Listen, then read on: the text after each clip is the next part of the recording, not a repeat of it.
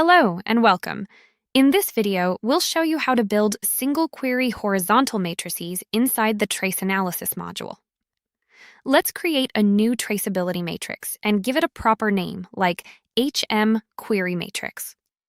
Your matrix opens on the Editor tab. Change the type of matrix to horizontal matrix and set the mode to query. Now click the Select Query dropdown. Here you will see all your saved and shared queries. Select the appropriate shared query. For this example, we are selecting a shared query that pulls Sprint 3 work items. This becomes the source for your top-level work items.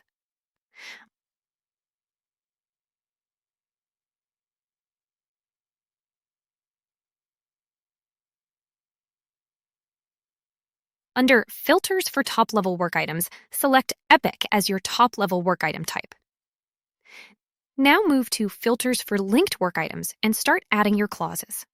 For this example, we will trace epics down into features, features into user stories into tasks, and finally into test cases, each added as its own clause with the appropriate link type, field, and value.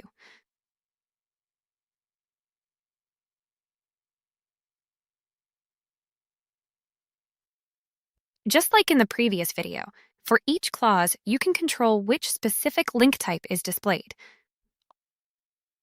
Also, you can bring in additional work item fields as columns. Click Run to generate your matrix.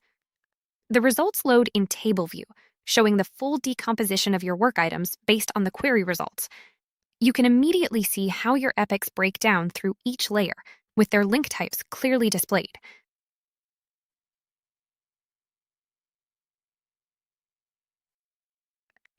To simplify the view, turn on the Merge View toggle in the top right. Once enabled, the column titles are removed, and all linked work items are placed directly next to each other in a single consolidated row. This makes it much easier to see how your top-level items relate to their children at a glance. Toggle it off at any time to return to the standard expanded view. Now let's look at the Analytics tab. Here you will see 3 summary metrics at the top: total items, max depth, and average children. Below that, the coverage overview shows items with children, total linked items, no downstream items, and leaf items.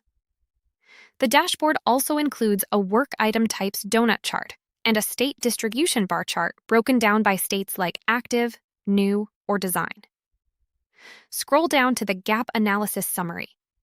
This shows clickable tags for each work item type missing downstream links, along with a detailed list of every unlinked item by ID and title.